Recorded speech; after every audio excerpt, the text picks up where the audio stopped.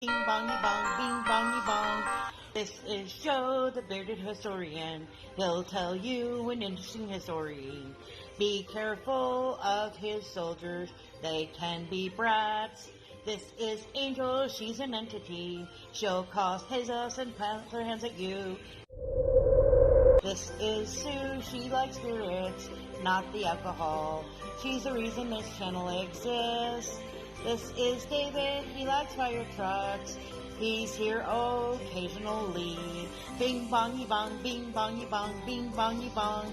We preserve his story. Okay, boys and girls, it's Wayback Wednesday, and we're doing a weird one. Have you heard of the Alamo? I'm not talking about Pie Alamo. Ooh, I should have included that. I should have included that in my pictures. I did not. Anyway. Are you ready? Here we go. I chose a horsey race because Westerns. That's all I could think of. Ready? Here we go. Shout out time. Here's a shout out just for you. You support me, so I support you. This shout out is for our friends. Let's see who it is today. Ready? I forgot to set it again. Okay, here we go.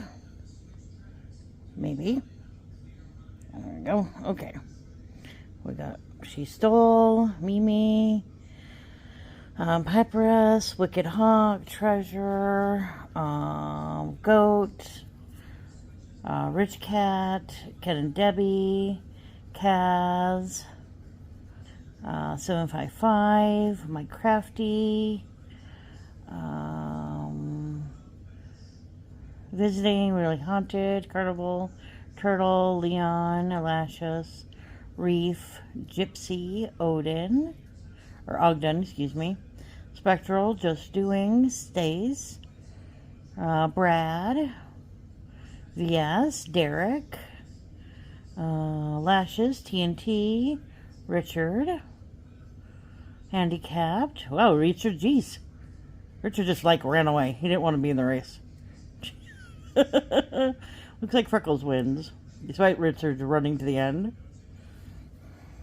Okay, it says, this channel is all about my life, all about my little homestead in the Midwest of the United States. Come join me as I learn and my homestead grows. Take a look at how I live my life, planting, cooking, vlogging, learning, saving, caring of animals, caring for my family, and having so much fun.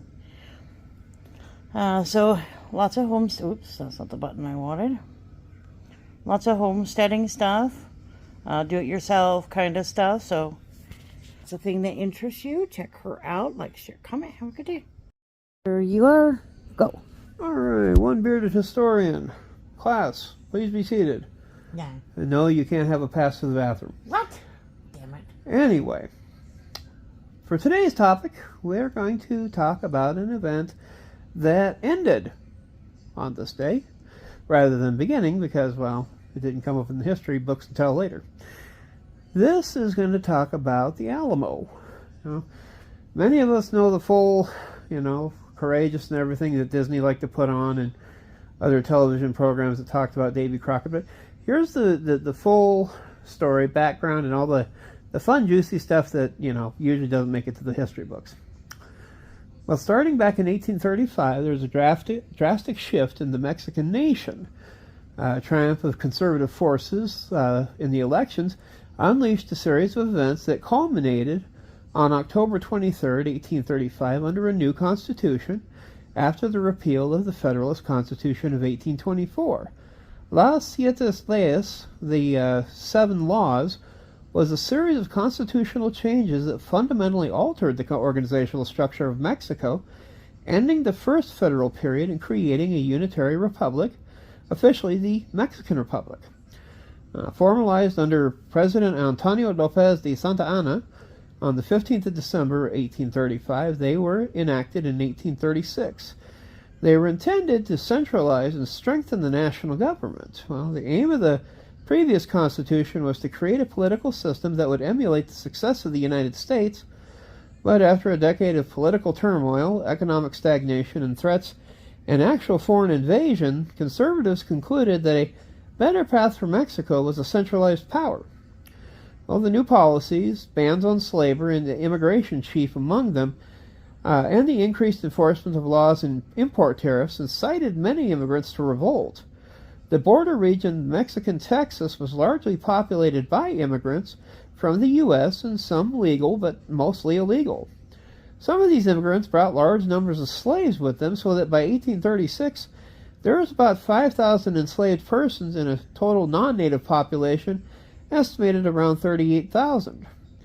Well, these people were accustomed to a federalist government which made them special exemptions from the Mexican law just for them, and to extensive individual rights, including the right to own slaves, and they were quite vocal with their displeasure. Now, the centralized government ended local federal exemptions on the ban on slavery, which had been negotiated by Stephen Austin and others.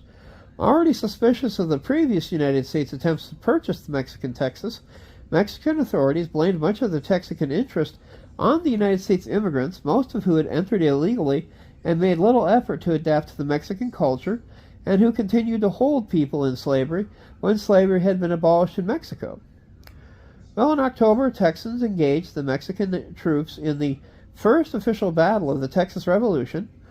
Now, determined to quell this rebellion of immigrants, Santa Anna began assembling a large force, the Army of Operations in Texas, to restore order. Most of the soldiers were raw recruits. Many had been forcibly conscripted. Hey guys, let's go fight. No. Yes. Okay, I guess. Now, the Texians systematically defeated the Mexican troops already stationed in Texas. The last group of Mexican soldiers in the region, commanded by Santa Anna's brother-in-law, General Martin Perfecto de Cos, Perfecto, what a great last name, surrendered on December the 9th following the siege of Bexar. By this point, the Texian army was dominated by very recent arrivals to the region, primarily illegal immigrants from the United States. Many Texas settlers, unprepared for a long campaign, had returned home.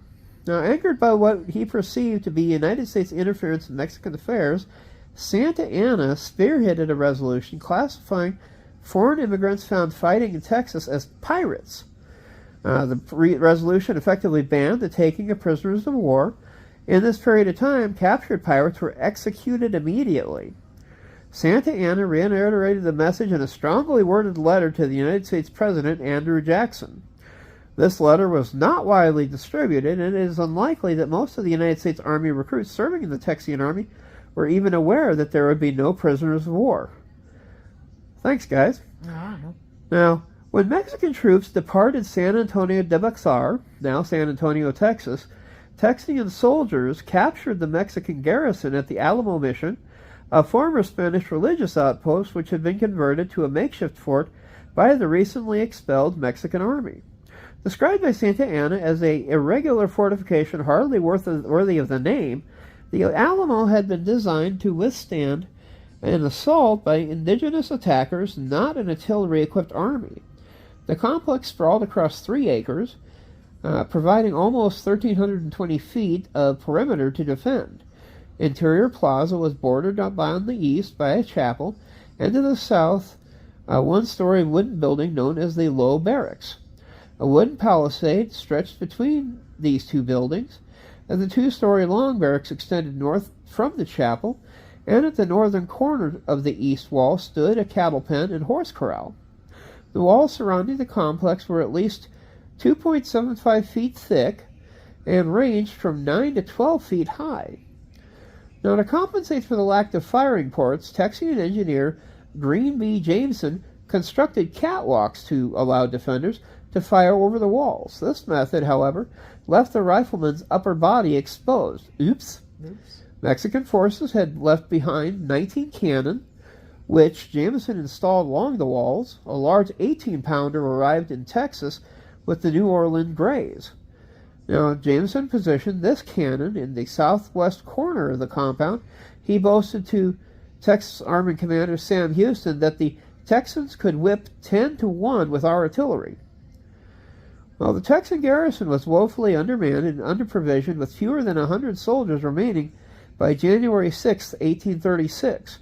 Colonel James C. Neal, the acting Alamo commander, wrote to the provisional government, "If there has ever been $1 here, I have no knowledge of it." Neal requested additional troops to supply stressing that the garrison was likely to be unable to withstand a siege lasting longer than 4 days. The Texian government was in turmoil and unable to provide much assistance.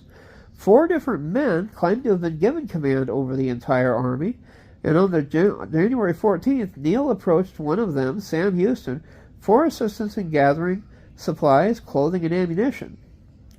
Well, Houston could not spare the number of men necessary to mount a successful defense. Instead, the colonel sends James Bowie with 30 men to remove the artillery from the Alamo and destroy the complex.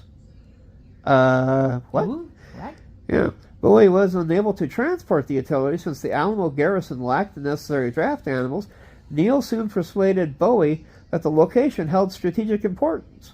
In a letter to Governor Henry Smith, Bowie argued that the salvation of Texas depends on the great measure of keeping Bexar out of the hands of the enemy.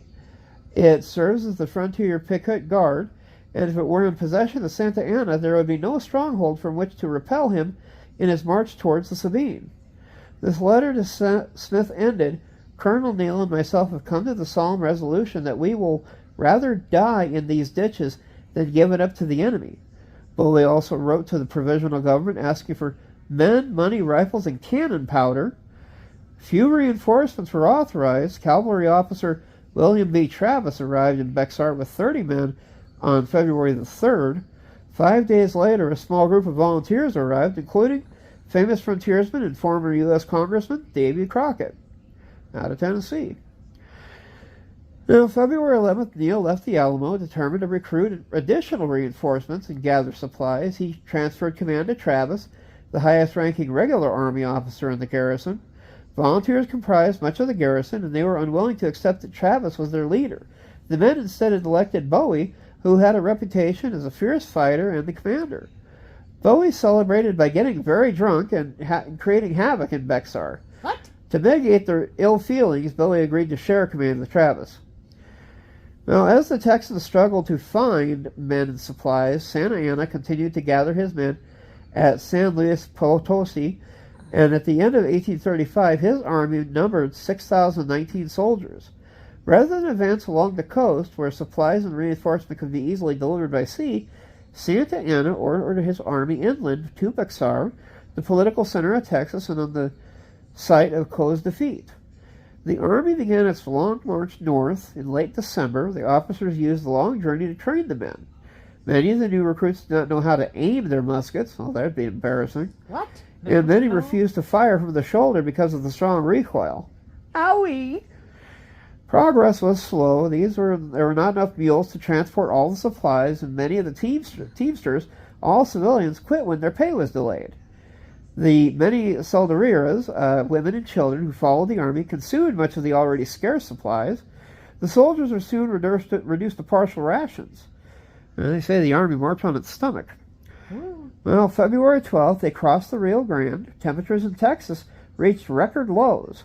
By February 13th, an estimated 15 to 16 inches of snow had fallen in Texas. That would be a real eye-opener. Hypothermia, dysentery, and Comanche raiding parties took a heavy toll on the Mexican soldiers. Well, on February 21st, Santa Anna and his vanguard reached the banks of the Medina River, 25 miles away from Bexar. Unaware of the Mexican army's proximity, the majority of the Alamo garrison joined Bexar residents in a fiesta. After learning of the planned celebration, Santa Anna ordered General Joaquin Ramirez Ledesma to immediately seize the unprotected Alamo, but sudden rains halted the raid. I got stopped by weather. Oh, yeah.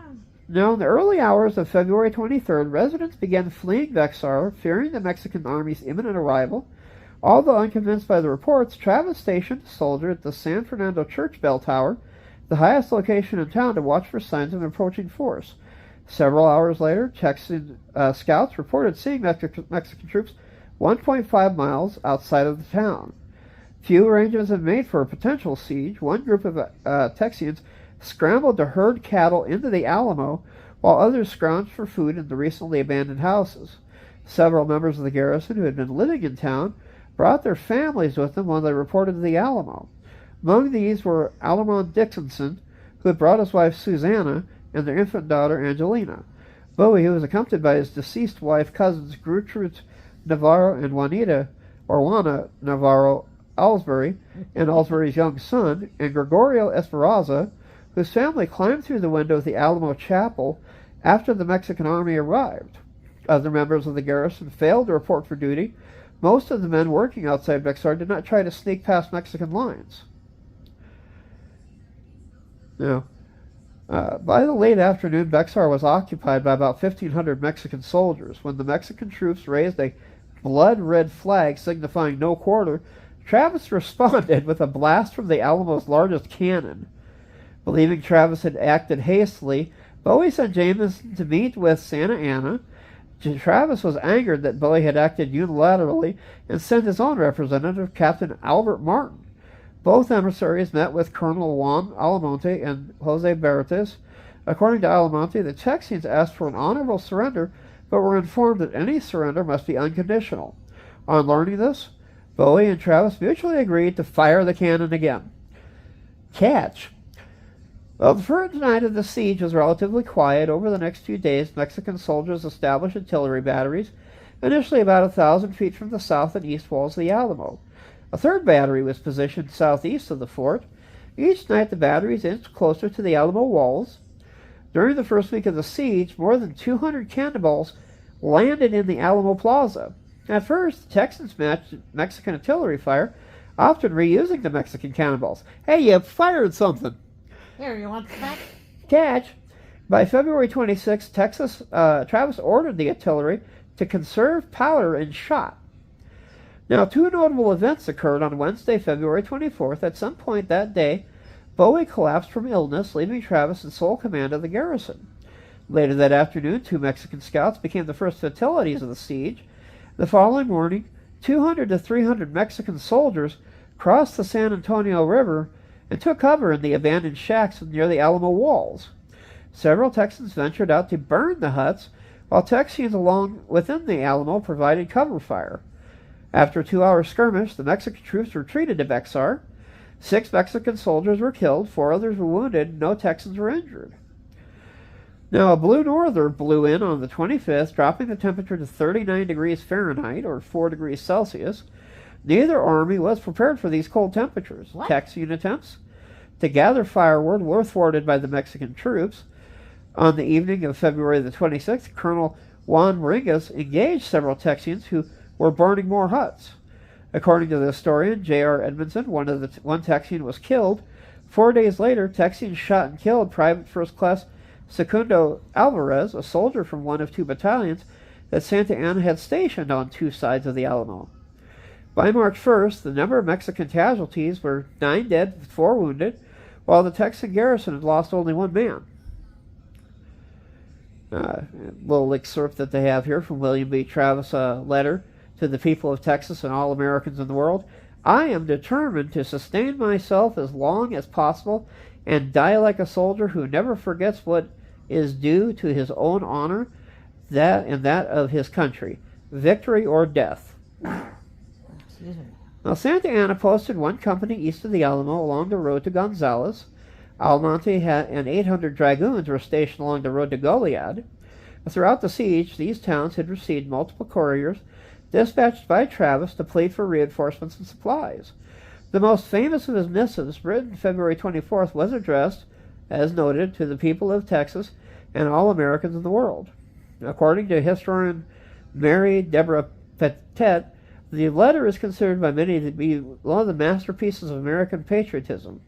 Copies of the letter was distributed throughout Texas and eventually reprinted throughout the United States and much of Europe. At the end of the first day of the siege, Santa Anna's troops were reinforced by 600 men under General Joaquin Ramirez y Sesma, bringing the Mexican army to more than 2,000 men. Now, as news of the siege spread throughout Texas, potential reinforcements began gathering in Gonzales. They hoped to rendezvous with Colonel James Fannin, who is expected to arrive from Goliad with his garrison.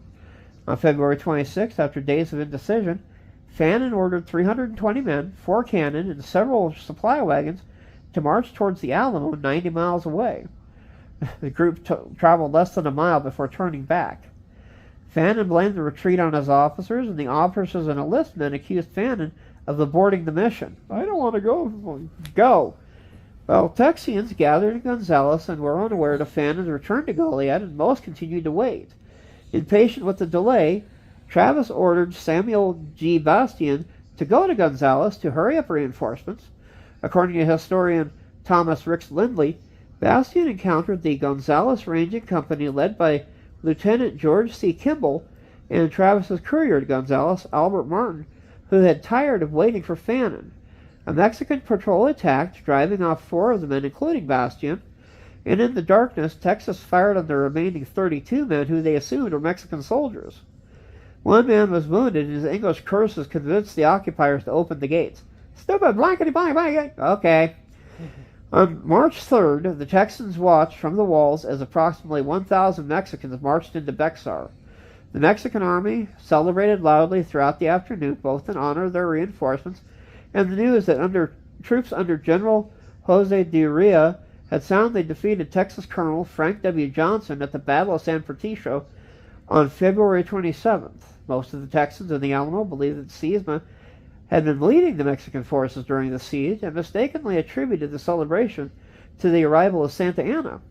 The reinforcements brought the number of Mexican soldiers in Bexar to almost 3,100. Well, the arrival of Mexican reinforcements prompted Travis to send 3 men, including Davy Crockett, to find Fannon's force, which he still believed to be en route. The scouts discovered a large group of Texians camped 20 miles from the Alamo. Lindley's research indicates that up to 50 of these men had come from Goliad after Fannon's aborted rescue mission. Others had left Gonzales several days earlier. Just before daylight on March 4th, part of the Texan force broke through Mexican lines and entered the Alamo. Mexican soldiers drove a second group across the prairie. Well, on March 4th, the day after his reinforcements arrived, Santa Anna proposed an assault on the Alamo. Many of the senior officers recommended that they wait for 2 12-pounder cannons and anticipated they arrived on March 7th.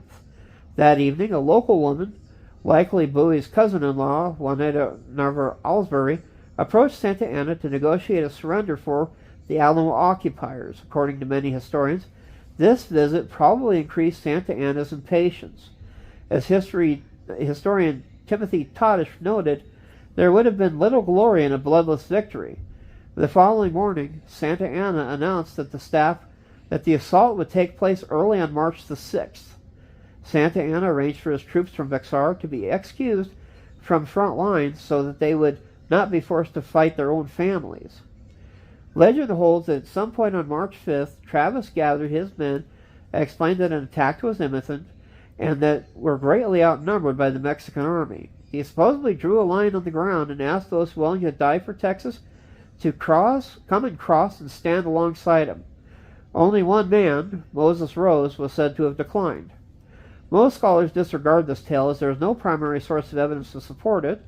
The story only surfaced decades before the battle in a third-hand account. Travis apparently did, at some point prior to the final assault, assemble the men in a conference to inform them of the dire situation and give them the chance to either escape or stay and die for the cause. Well, Susanna Dickinson recalled Travis announcing that any men who wished to escape should let it be known and then step out of rank. The last Texan verified to have left the Alamo was James Allen, a courier who carried personal messages from Travis and several other men on March 5th. Well, at 10 p.m. on March 5th, the Mexican artillery ceased their bombardment, and as Santa Anna had anticipated, the exhausted Texans soon fell into that first uninterrupted sleep that they had had since the siege began.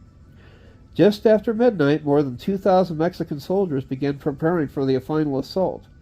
Fewer than 1,800 were divided into 4 columns, commanded by Colonel Francisco Duique, Colonel Jose Mario Romero, and Colonel Juan Morales.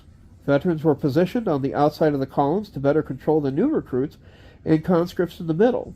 As a precaution, 500 Mexican cavalry were positioned around the Alamo to prevent the escape of either Texan or Mexican soldiers. Santa Anna remained in the camp with 400 reserves. Despite the bitter cold, soldiers were ordered not to wear overcoats, which would impede their movements.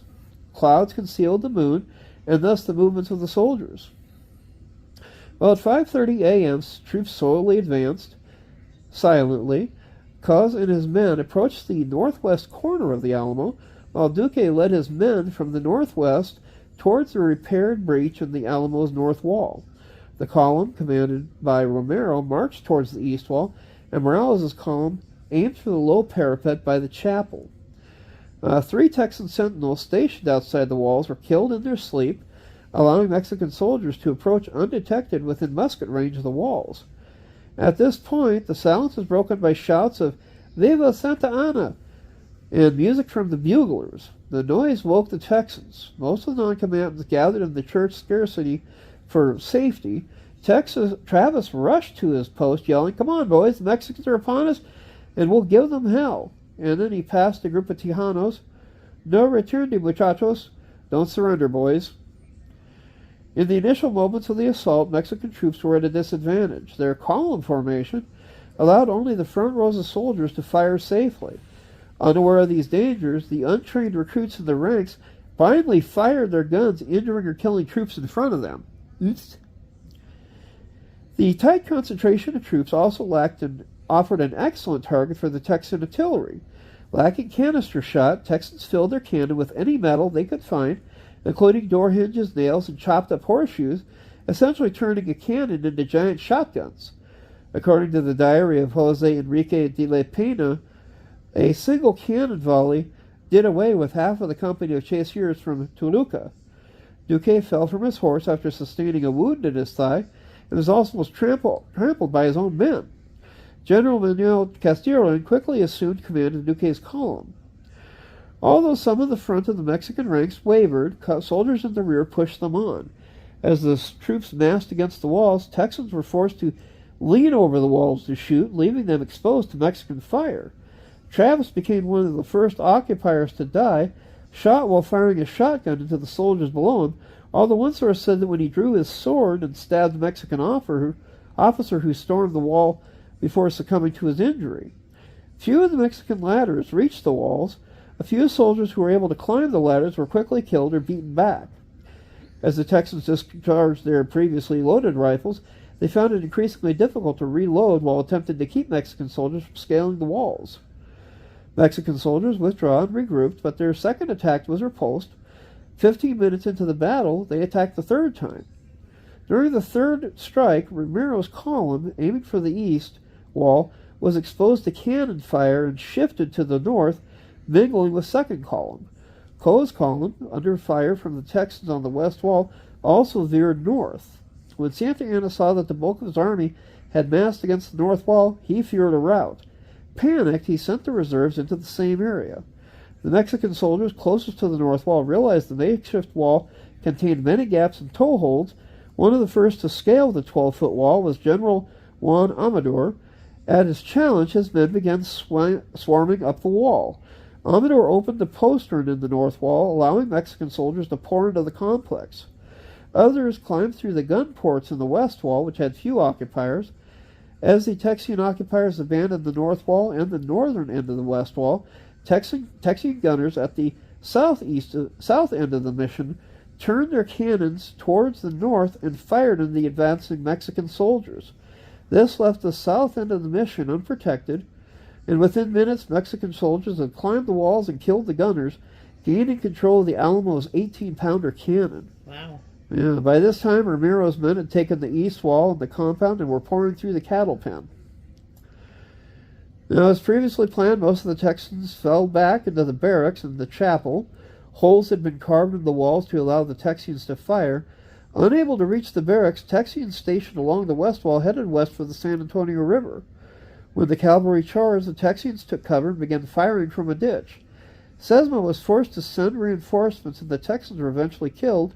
Sesma reported that this skirmish involved about 50 Texians, but Edmondson believes the number was inflated. The occupiers of the cattle pen retreated into the horse corral. After discharging their weapons, the small band of Texians scrambled over a low wall, circled behind the church, and raced on foot for the east prairie, which appeared empty.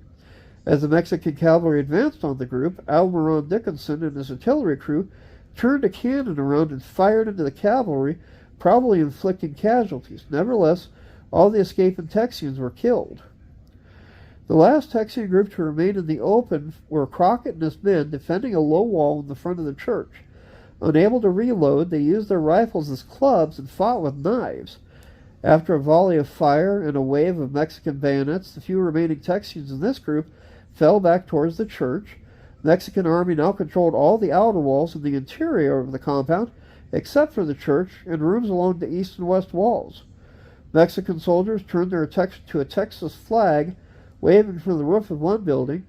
4 Mexicans were killed before the flag of Mexico was raised in that location. For the next hour, the Mexican army worked to secure the complete compound control of the Alamo. Many of the remaining occupiers were ensconced in the fortified barrack rooms. In the confusion, Texians had neglected to spike their cannon before retreating. Mexican soldiers would turn the cannon towards the barracks, and as each door was blown off, Mexican soldiers would fire a volley of muskets into the dark room, then charge in for hand-to-hand combat. Too sick to participate in the battle, Bowie likely died in bed. Eyewitnesses said the battle gave conflicting accounts of his death. Some witnesses maintained they saw several Mexican soldiers enter Bowie's room, bayonet him, and then carry him alive from the room. Others claimed Bowie shot himself or was killed by soldiers while too weak to lift his head. According to historian Wallace Cheriton, the most popular and probably the most accurate was that Bowie died on his cot, back braced against the wall, using his pistols and his famous knife. Now, the last of the Texans to die were the 11 men manning the 2 12-pounder cannons in the chapel. A shot from the 18-pounder destroyed the barricades in front of the church, and Mexican soldiers entered the building after firing an initial musket volley. Dickinson's crew fired their cannon from the asp into the Mexican soldiers at the door. With no time to reload, the Texians, including Dickinson, Rigo Esparza, James Bonham, grabbed rifles and fired before being bayoneted to death. Texian Robert Evans, the master of ordnance, had been tasked with keeping the gunpowder from falling into Mexican hands. Wounded, he crawled toward the powder magazine, but was killed by a musket ball with his torch only inches from the powder. Had he succeeded, the blast would have destroyed the church and killed the women and children hiding in the sacristy. Oh, wow. Yeah. As soldiers approached the sacristy, one of the young sons of the occupier, Anthony Wolfe, stood to pull a blanket over his shoulders. In the dark, Mexican soldiers mistook him for an adult and killed him. Oops. Possibly the last Texan to die in battle was Jacob Walker, who, wounded, ran to a corner and was bayoneted in front of Susanna Dickinson. Another Texan, Brigadier Guerrero, who had sought refuge in the sacristy, who had also deserted from the Mexican army in December of 1935, was spared after convincing soldiers he was a Texian prisoner. Well, by 6:30 a.m., the Battle of the Alamo was over. Mexican soldiers inspected each corpse, bayoneting any body that moved. Even with all the Texians dead, Mexican soldiers continued to shoot, some killing each other in the confusion. Mexican generals were unable to stop the bloodlust and appealed to Santa Anna for help. Although the general showed himself, the violence continued, and buglers were finally ordered to sound a retreat. For 15 minutes after that, the soldiers continued to fire into dead bodies. Poor dead bodies. Yeah. Well, according to many of the accounts of the battle, between 5 and 7 Texians surrendered. Incensed by the orders that had been ignored, Santa Anna demanded an immediate execution of the survivors. Weeks after the battle, stories circulated that Crockett, who was among those that surrendered, Ben, a former United States slave who cooked for one of the Santa Anna officers, maintained that Crockett's body was found surrounded by no less than 16 Mexican corpses. Oh. Historians disagree on which version of the Crockett's death is accurate. Now, Santa Anna reportedly told Captain Fernando Ariza that the battle was but a small affair. Another officer remarked that with another such victory after this, we'll go to the devil. In his initial report, Santa Anna claimed that 600 Texians had been killed, with only 70 Mexican soldiers killed and 300 wounded. His secretary, Ramon Martinez Caro, reported 400 killed. Other estimates of the number of Mexican soldiers killed ranged from 60 to 200, with an additional 250 to 300 wounded. Some people, historians, and survivors such as Susanna Dickinson have estimated over 1,000 to 1,600 soldiers were killed and wounded, but it's more likely the total casualties was less than 600. Wow. Texan Dr. J.H. Bernard, who tended the Mexican soldiers, reported 300 to 400 dead and about 200 to 300 wounded. Most Alamo historians place the Mexican casualties between 400 and 600. This would represent about 1/4 over 2,000 Mexican soldiers involved in that final assault, which, Todd's remarks, is a tremendous casualty rate by any standards. Most eyewitnesses counted between 182 and 257 Texians killed. Some historians believe that at least one Texian, Henry Warnell, successfully escaped from the battle. Warnell died several months later of wounds incurred either during the final battle or during his escape as a courier. The Mexican soldiers were buried in a local cemetery, Campo Sano. Shortly after the battle, Colonel Jose Juan Sanchez Navarro proposed that a monument be erected to the fallen Mexican soldiers. Cause rejected this idea. What? The Texian bodies were stacked and burned. The only exception was the body of Gregorio Esperanza. His brother Francisco, an officer in the Santa Anna's army, received permission to give Gregorio a proper burial. His ashes were left where they fell until February 1837, when Juan Seguin returned to Bexar to examine the remains. A simple coffin inscribed with the names Travis, Crockett, and Bowie was filled with ashes from the funeral pyres.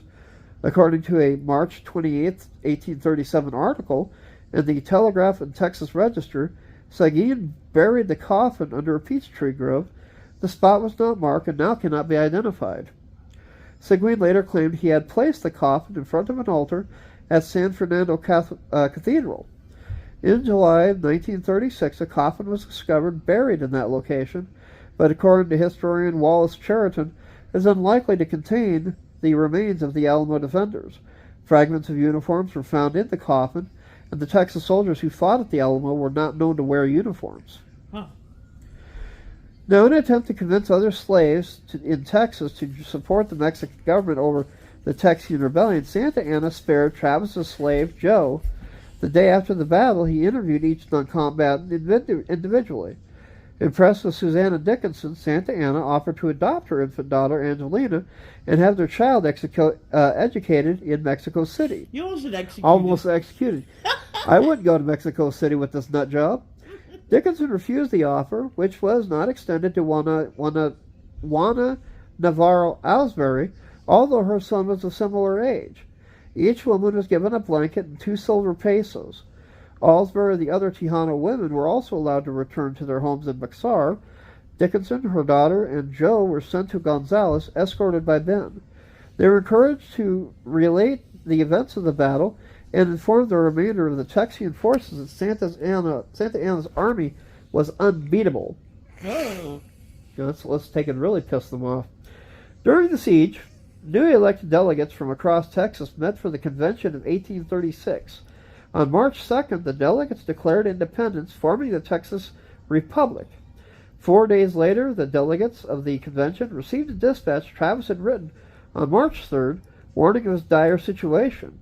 Unaware the Alamo had fallen, Robert Potter called for the convention to adjourn and march immediately to relieve the Alamo. Sam Houston convinced the delegates to remain at Washington on the Brazos to develop a constitution. After being appointed sole commander of all Texian troops, Houston journeyed to Gonzales to take command of the 400 volunteers who were still waiting for Fannin to lead them to the Alamo. I think Fannin should have been taken out and shot.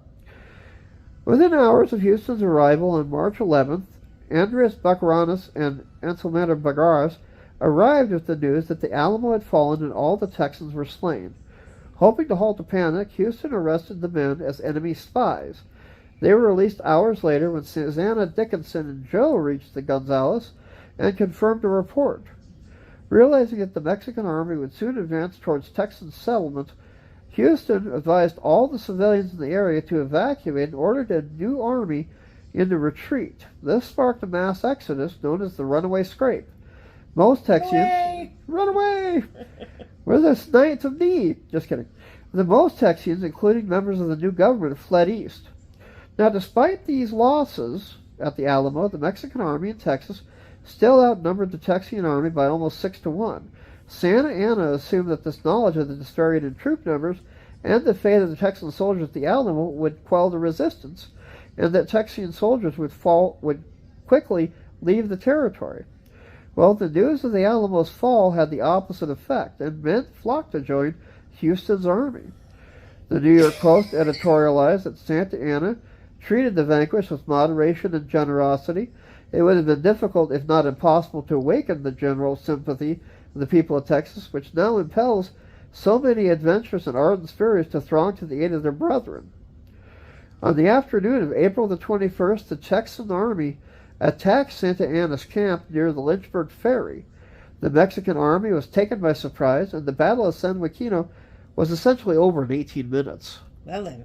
During the fighting, many of the Texian soldiers repeatedly cried, "Remember the Alamo?" as they slaughtered fleeing Mexican troops. Santa Anna was captured the following day and reportedly told Houston that man may consider himself born to no common destiny, who has conquered the Napoleon of the West, and now it remains for him to be generous to the vanquished. Houston replied, "You should have remembered that at the Alamo." Nah. Now, Santa Anna's life was spared, and he was forced to order his troops out of Texas, ending Mexican control of the province and bestowing some legitimacy on the new republic. But that was our date in history, going back to when the Alamo fell, and the history that it touched off. But this has been the Bearded Historian for the Mud Files. We'll see you guys next week.